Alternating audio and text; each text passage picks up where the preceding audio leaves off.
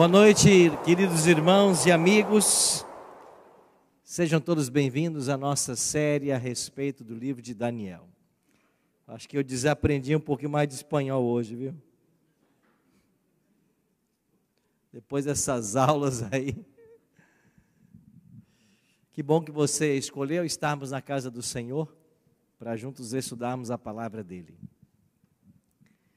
A cada dia, a cada momento, quando a gente abre a Bíblia, Deus quer falar com todos nós. E a partir de hoje nós vamos entrar na série profética de Daniel. Daniel mescla história e profecia. Você tem aí, até o capítulo 6, a parte histórica e um capítulo profético. E do capítulo 7 a 12 você tem a parte profética com um capítulo histórico. É uma perfeita mescla de história e profecia. E agora que entramos na parte profética, você vai perceber que o livro de Daniel faz revelações surpreendentes. Revelações que foram destinadas ao momento em que nós estamos vivendo. E eu queria convidar, antes de entrarmos propriamente no tema, a que você fosse comigo aqui para Daniel no capítulo 12. É o último capítulo de Daniel. E quando o anjo termina de dar todas as orientações ao profeta, todas as revelações, todas as visões, todos os sonhos,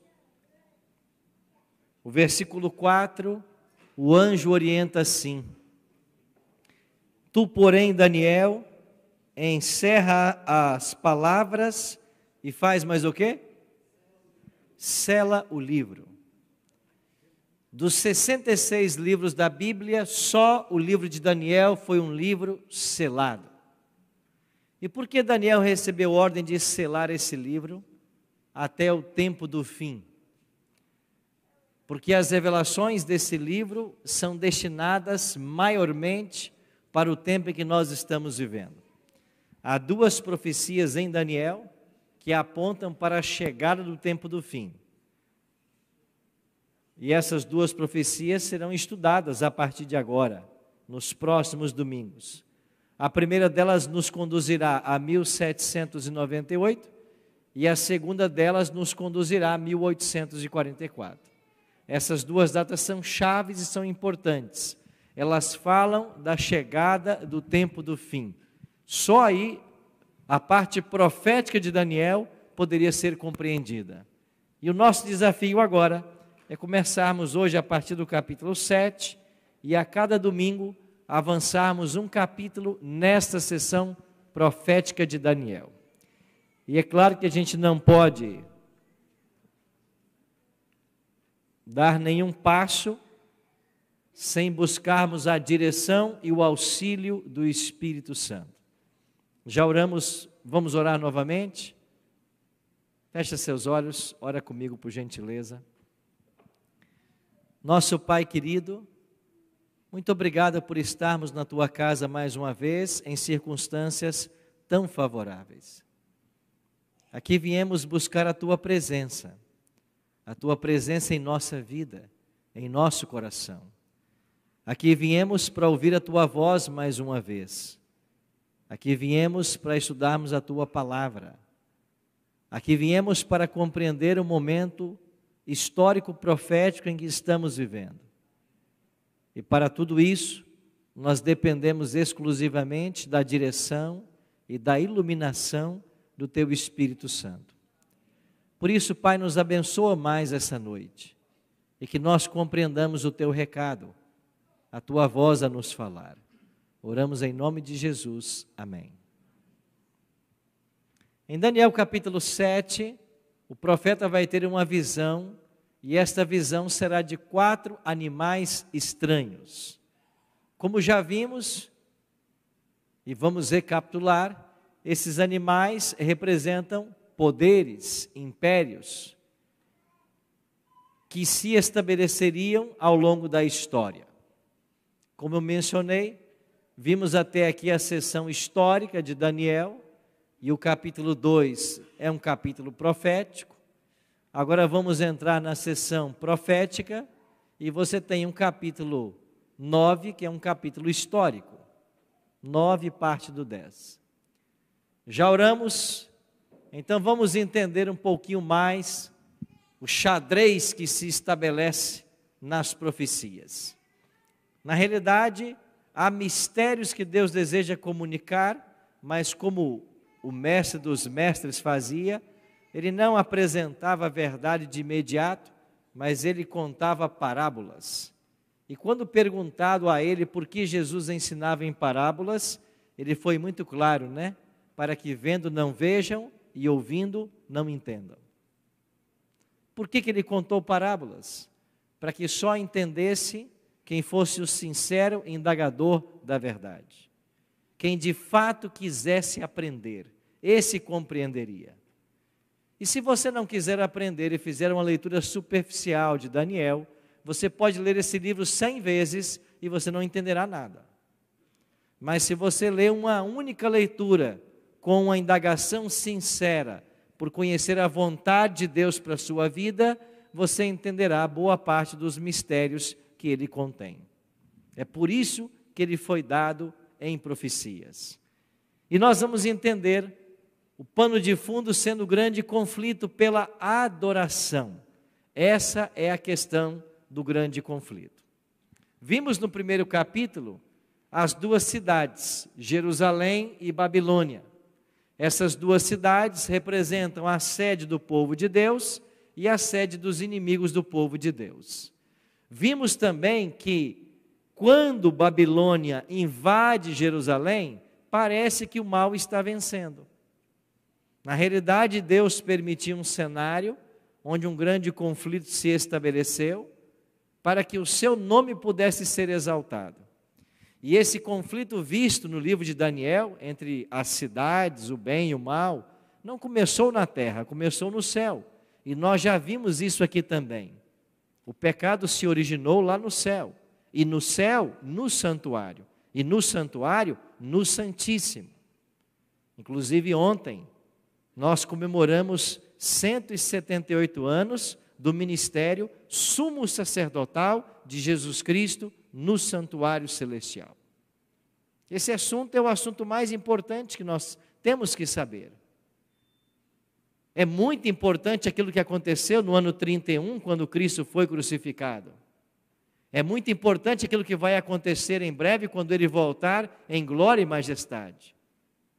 Mas esses dois eventos, o sucesso deles, depende daquilo que você faz hoje, das decisões que você toma hoje. E o que o céu está fazendo nesse exato momento? Ele está operando por nossa salvação.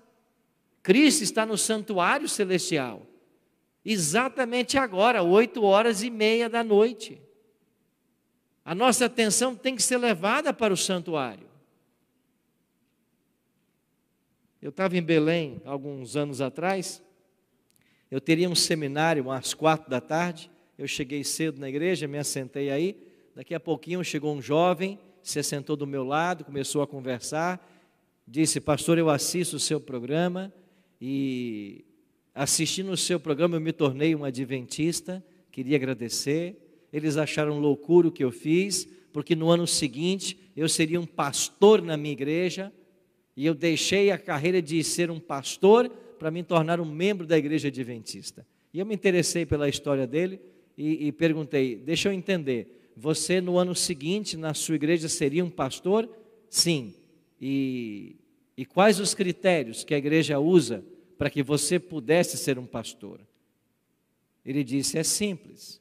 Eu vou diante de uma comissão de outros pastores da igreja, eu tenho que levar apenas a minha Bíblia, e ali eles pedem que eu abra a Bíblia 40 vezes, num texto aleatório. Eu tenho que abrir a Bíblia num texto aleatório e escolher um único verso, e desse verso fazer um apelo para dízimo e oferta. Se eu conseguir fazer isso 40 vezes, eu posso ser pastor. Você acredita nisso? Você acredita que uma igreja, e não é igreja, uma única igreja, é uma denominação, usa essa estratégia para eleger seus pastores? A capacidade de fazer apelos para dízimo e oferta? Daí você mede o nível de pastores que nós temos liderando igrejas. Por que eu estou falando isso? Porque as pessoas não estão aprendendo Bíblia. As pessoas vão para a igreja, mas não aprendem Bíblia. Você vai encontrar aí pastores com milhões de seguidores e todos os vídeos que eles apresentam são de autoajuda. Não estão falando de Bíblia. Estão falando que você é o queridinho do papai, que você é amado, que você vai vencer, que Deus tem o melhor para você, que vai tudo ficar bem, que você não vai sofrer. Tudo bem, são coisas bonitas e boas. E daí? E mais o quê? Essas igrejas não estão preocupadas com Bíblia, com teologia, com saber o que é certo e o que é errado. Elas não estão preocupadas se você tem dentro da igreja um casal que vive, um casal de namorados que vive como marido e mulher, tendo relações sexuais. Eles não estão preocupados.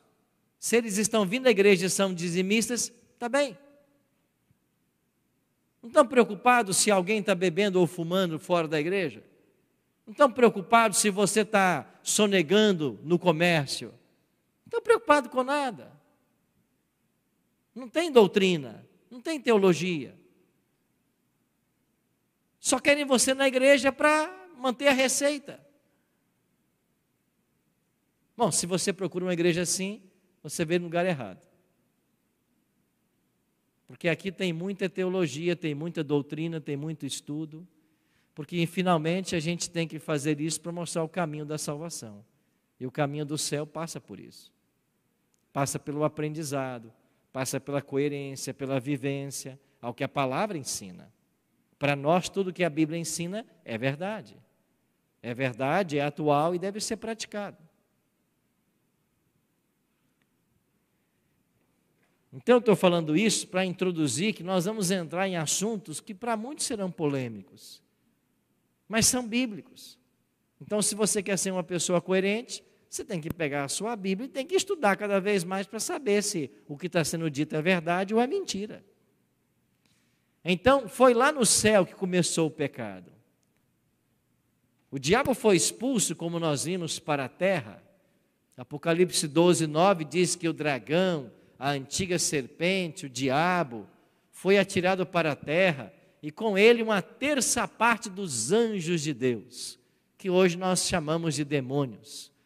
Quando chegamos no capítulo 3, continua o tema da adoração.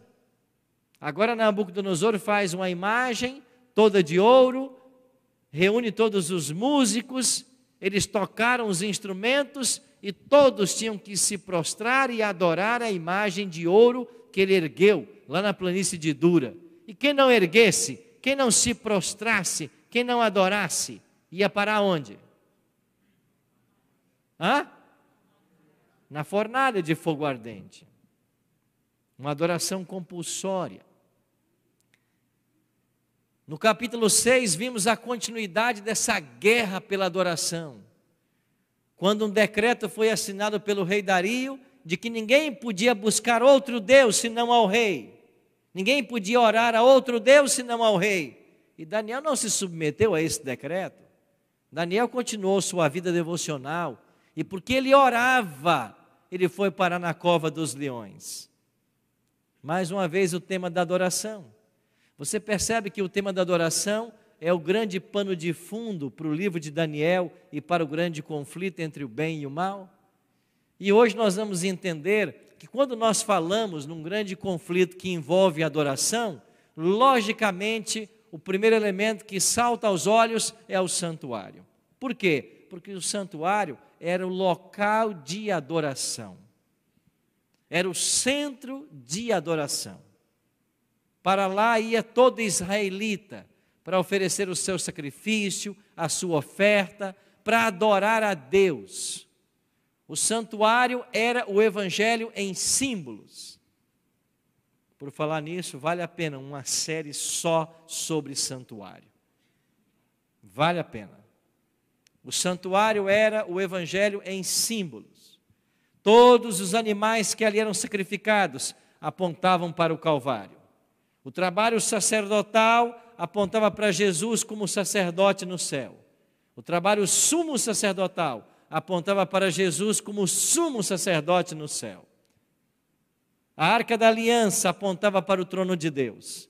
As tábuas da lei dentro da arca apontavam para a lei de Deus que existe no céu e é o fundamento do seu governo. As festas em Israel apontavam para o ministério de Cristo, na terra e no céu. Todas as 7.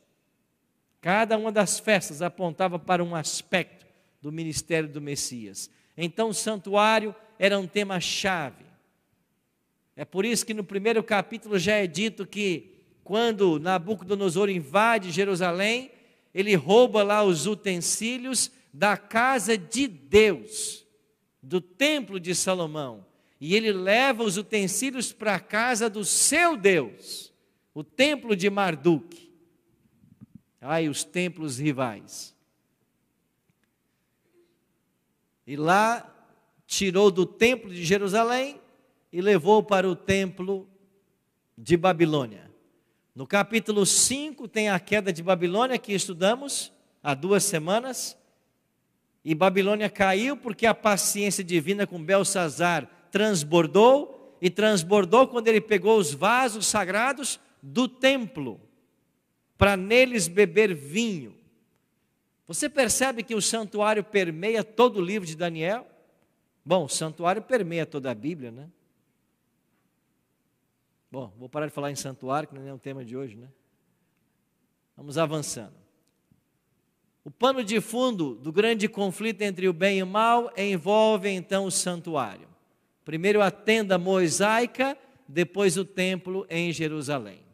E dentro do templo estava a lei de Deus, escrita pelo dedo de Deus. Você vai se lembrar que Deus escreveu com o seu dedo, Êxodo 31:18, deu as 2 tábuas a Moisés, Moisés colocou dentro da arca, viajou 40 anos pelo deserto, o templo foi fixado lá em Siló, Salomão fez um templo em Jerusalém, a arca veio para Jerusalém, dentro da arca a lei, os 10 mandamentos. Então, o grande conflito tem como pano de fundo a adoração, mas há 2 elementos essenciais à adoração, que é o santuário e a lei de Deus. E você vai entender a partir de agora, do capítulo 7, que o inimigo de Deus, que foi expulso do céu, ataca especialmente o santuário e a lei de Deus. Esta é a obra que nós vamos entender a partir de agora. Vamos então pegar um carro e fazer uma viagem de volta para o futuro? Nós vamos ao passado, depois vamos ao futuro, será uma grande viagem nas profecias. O tempo do fim, como eu já disse, começa em 1798 e 1844. Até esse tempo, o livro de Daniel estava selado, ou seja, as profecias não poderiam ser plenamente compreendidas, porque ele foi um livro para o tempo do fim. Várias pessoas tentaram desvendar esses mistérios, e o primeiro deles foi Isaac Newton, que publicou esse livro, Observações sobre as profecias de Daniel e Apocalipse de João. Eu não trouxe o livro hoje, né? Vou trazê-lo semana que vem. Isaac Newton foi um tremendo cientista, um homem da ciência, mas que amava a Deus. Eu não sei se você sabe, mas ele escreveu mais sobre teologia do que sobre ciência. E ele em 1727, depois 31, é quando esse livro vai ser publicado. Eu tenho uma cópia em casa. Isaac Newton, ele busca compreender as profecias e ele faz uma análise histórica daquilo que Daniel revela. E nós entendemos que ele estava no caminho certo, porque o melhor intérprete da profecia é a própria história secular. Então nós vamos olhar para a história para tentar desvendar os mistérios da profecia. Então vamos entrar no capítulo 7, eu vou avançar um pouco nesse capítulo hoje e domingo que vem a gente conclui. Verso 1. No primeiro ano de Belsazar, rei da Pérsia, teve Daniel um sonho e visões ante seus olhos, e quando estava no seu leito, escreveu logo o sonho e relatou a suma de todas as coisas. O que Daniel viu? Daniel falou e disse: eu estava olhando durante a minha visão de noite, e eis que os 4 ventos do céu agitavam o grande mar, e 4 animais grandes, diferentes uns dos outros, subiam do mar. Esse mar possivelmente seja o mar Mediterrâneo, que Daniel tenha visto em visão. E os ventos agitavam o mar. Você vai se lembrar que ventos, de acordo com Jeremias, são guerras, rumores de guerras. E mar, de acordo com Apocalipse 17:15, são povos, nações, multidões e línguas. Ou seja, movimentos bélicos mexendo com a política da terra, com a política dos impérios. O mundo sendo envolvido em crises políticas. Logo, esses 4 animais, eles falam para nós a respeito de impérios. Os 4 animais eram diferentes uns dos outros, e quando aparecem em visão simbólica, o animal representa um rei ou um reino. Como que a gente sabe disso? Porque o próprio capítulo 7 diz isso. Daniel 7,17 diz: esses grandes animais que são 4 reis que se levantarão da terra. Então a Bíblia não podia ser mais clara, né? Daniel viu 4 animais e Daniel está dizendo que os 4 animais são 4 reinos que se levantarão. Vamos para o primeiro animal que ele viu, verso 4. O primeiro era como leão e tinha asas de águia. Enquanto eu olhava, foram-lhe arrancadas as asas. Foi levantado da terra e posto em 2 pés como homem, e lhe foi dada mente de homem. O primeiro animal que Daniel viu, ele encontrou um paralelo na zoologia. Ele disse que foi um leão alado. Esse animal que Daniel viu. Quem esse animal representa? Babilônia. Por que Babilônia? Porque Babilônia é o império que teve um rei que teve suas asas arrancadas quando ele perdeu o trono. E quantos anos Nabucodonosor ficou pastando como animal? 7 anos. Mas depois ele foi posto em pé como homem. E lhe foi dado novamente o entendimento. Então o leão alado é um símbolo de Babilônia. Então quer dizer que o capítulo 7 apresenta elementos que estão em paralelo com o capítulo 2, a estátua. No capítulo 2, Babilônia é a cabeça de ouro. No capítulo 7, é o leão alado. Com isso, nós vamos entender que a profecia é uma verdade que se amplia. Cada vez mais a profecia vai sendo ampliada. E vamos entender então um pouquinho mais sobre Babilônia. Ela dominou o mundo de 605, quando Nabucodonosor invade Jerusalém, leva os príncipes cativos judeus, e vai dominar até o ano 539, quando cai Babilônia diante de Ciro, o que estudamos no capítulo 5.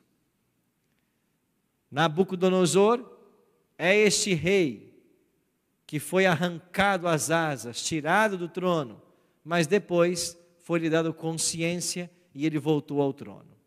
Segundo animal que Daniel viu, continuei olhando e eis aqui um segundo animal, semelhante a um urso, o qual se levantou sobre um dos seus lados. Na boca, entre os dentes, trazia 3 costelas. E lhe diziam: levanta-te, devora muita carne.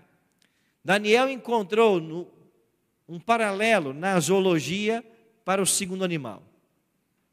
Ele disse: olha, foi um animal parecido com um urso. E ele trazia 3 costelas na boca. E ele levantou-se de um lado.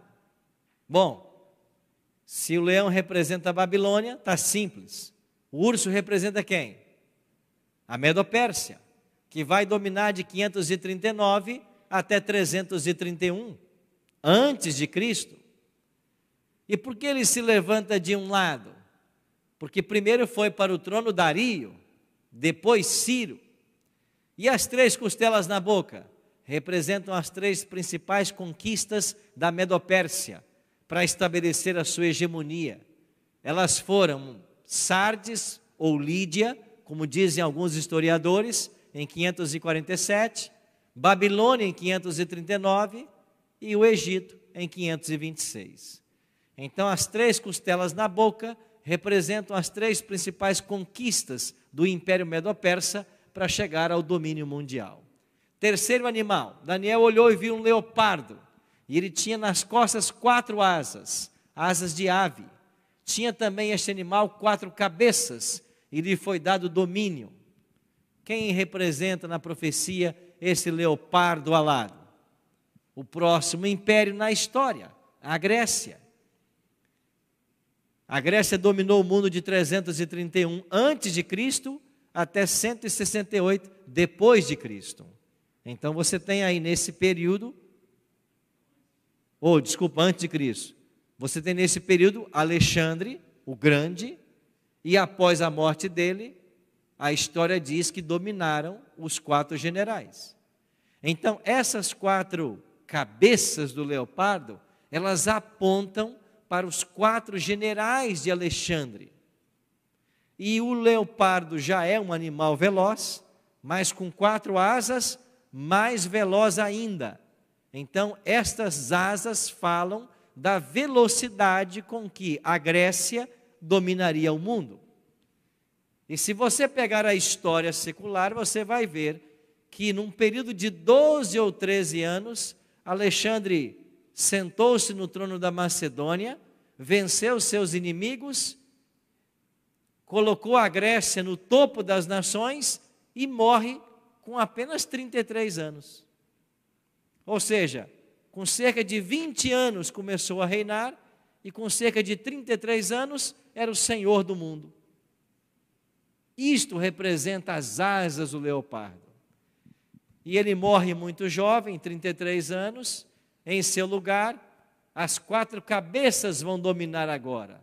E elas representam os 4 generais de Alexandre o Grande: Ptolomeu, Cassandro, Lisímaco e Seleuco. Eles dividiram então o Império Greco-Macedônio em 4 partes, e então o Império Grego se enfraqueceu sob a liderança desses generais. Chegamos ao 4º animal então. Só que Daniel não encontra nele um paralelo na zoologia. Ele não parecia-se com nada. Daniel escreveu assim: depois disso eu continuei olhando nas visões de noite, e eis aqui o 4º animal. Como é que ele descreve ele? Terrível e espantoso, sobremodo forte, tinha grandes dentes de ferro. Ele devorava, fazia em pedaços, pisava aos pés os que sobejava. Era diferente de todos os animais que apareceram antes dele, e tinha 10 chifres. Um animal terrível, espantoso e com 10 chifres. Ele não encontrou nenhum paralelo na zoologia para dizer com o que ele se parecia. É claro que os artistas colocaram aqui um dragão para tentar simbolizar, porque foi o animal que eles acharam que parecia mais com um terrível e espantoso.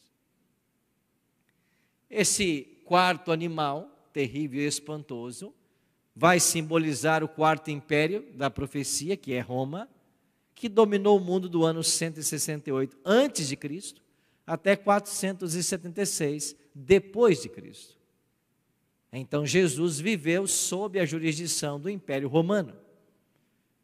Agora, este animal possuía 10 chifres, e os chifres falam de reis ou reinos. Por que esse animal tem 10 chifres? Porque este império, quando saísse de cena, daria lugar a 10 tribos bárbaras. Cada chifre representava uma tribo. E interessante que Isaac Newton, lá no século XVIII, foi quem falou isso, que cada chifre representava uma tribo bárbara que lutou contra Roma.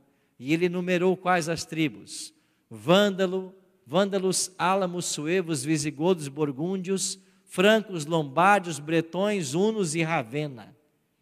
Se você pega os historiadores mais modernos, eles vão ter uma listagem das tribos bárbaras que invadiram Roma, e com exceção de algumas poucas tribos, eles vão concordar com a visão de Isaac Newton. Então, os 10 chifres do quarto animal representam as tribos bárbaras que vão atacar o Império Romano. Existe um historiador que eu gosto muito dele, chamado Edward Gibbon. Eu comprei a obra dele, ele é britânico, e ele escreveu em 2 volumes a história do declínio e queda do Império Romano. E esse Edward Gibbon diz que a partir do ano 352, Roma começou a ser invadida, a Itália começou a ser invadida por essas tribos, até que finalmente cai o último imperador romano, Rômulo Augusto, no ano 476. Cai Roma Ocidental. O Roma Oriental continua, não devemos confundir. O Roma Oriental vai ficar de pé, vai durar ainda mais 1000 anos, vai organizar o Império Bizantino e vai durar até o século XV, na queda de Constantinopla. Então, este paralelo tem que ser estabelecido entre o capítulo 7 e o capítulo 2. No capítulo 7 você tinha 4 metais, no capítulo 2, 4 metais na estátua, no capítulo 7, 4 animais. Eles representam os mesmos impérios, mas eles agora oferecerão alguns detalhes que antes não eram oferecidos. Então nós vamos entender melhor, a partir de hoje, esses impérios e o que eles simbolizam a partir daí. Interessante que depois de ver esses animais, Daniel ficou curioso. E olha o que diz o texto. Então tive o desejo de conhecer a verdade a respeito do quarto animal, que era diferente de todos os outros, muito terrível, cujos dentes eram de ferro, cujas unhas eram de bronze, que devorava, fazia em pedaços, pisava aos pés o que sobejava, e também a respeito dos 10 chifres que tinha na cabeça, e do outro que subiu, diante do qual caíram 3. Daquele chifre que tinha olhos e uma boca que falava com insolência, e parecia mais robusto que os seus companheiros.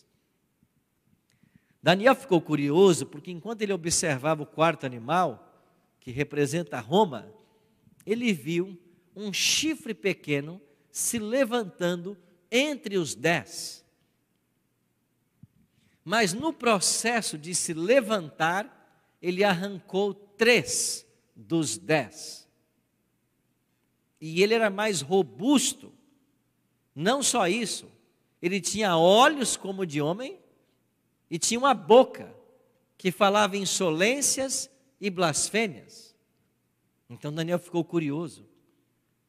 Quem é esse chifre pequeno que se levanta no meio das tribos bárbaras? É mais forte que elas? É diferente? Bom, eu não sei se você ficou curioso, né?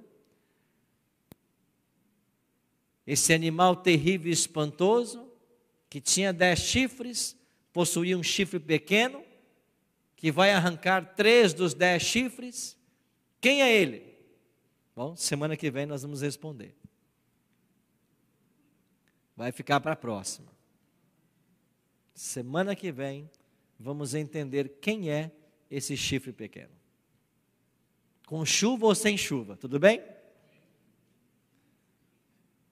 Nós já usamos esse texto de Amós 3,7, onde Deus diz que Ele nunca fará coisa alguma, sem primeiro fazer o quê? Revelar. Deus revela o futuro, revela tudo o que acontece. E certamente Ele quer revelar para mim e para você os eventos finais da história desse mundo.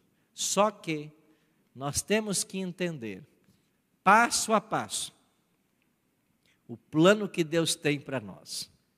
Eu não quero entrar hoje no chifre pequeno, porque a Bíblia ensina que o anjo tirou a curiosidade de Daniel. E para explicar quem era o chifre, o anjo deu para Daniel pelo menos 13 características do chifre pequeno. Daniel, para que você não tenha dúvidas de quem é ele, eu vou te dar 13 características. E nós não temos tempo hoje para essas 13 características. Mas semana que vem, nós vamos olhar para algumas delas, para que não reste dúvida de quem é o chifre pequeno. Por hoje, entenda que Deus não deixa o seu povo em trevas e paulatinamente vai nos informando a respeito dos eventos da história. É por isso que nós temos que voltarmos para as profecias, porque a palavra ensina que não havendo profecia, o povo se corrompe. E as profecias existem para nos manter alertas a respeito dos dias em que estamos vivendo e da necessidade de um preparo. Por isso, semana que vem nós vamos avançar no capítulo 7. Entender quem é esse chifre pequeno, entender a sua obra e como isso se relaciona com os dias em que nós estamos vivendo. E você vai perceber que a Bíblia é tão atual quanto o jornal que foi impresso hoje.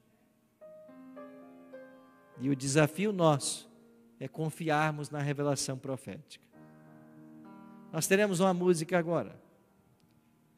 E eu quero desafiar você a aceitar a vontade de Deus e buscar ser leal a tudo que estamos aprendendo aqui. E certamente a partir de hoje, várias revelações virão, mas que eu e você estejamos com o coração dispostos a ouvir e praticar tudo aquilo que a palavra de Deus nos ensinar. Pensa nisso agora. Nosso Pai, como ouvimos agora, nós queremos ser fiéis ao Senhor, assim como Daniel foi. Nós queremos ter a sabedoria que Daniel tinha em compreender todos os mistérios da profecia. Nós queremos mais que isso. Queremos compreender a Tua vontade para, pela Tua graça, colocá-la em prática todos os dias. Queremos que o Senhor nos ensine o caminho que o Senhor quer nos conduzir em direção aos céus. Queremos estar prontos para a Tua volta. Quando passarem todos esses impérios terrestres e vermos o estabelecimento do reino de Cristo, nós queremos estar entre aqueles que estarão prontos para ir para o céu contigo. Por isso, abençoa, Pai, cada filho, cada filha que veio te adorar nessa noite.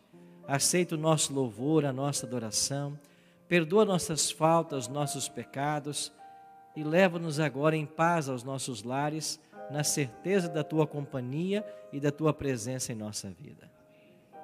Guarda-nos em Teu amor e dê-nos uma semana feliz na Tua companhia. Oramos em nome de Jesus. Amém.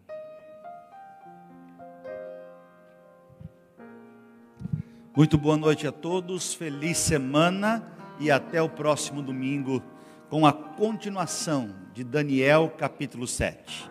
Que Deus abençoe grandemente a todos.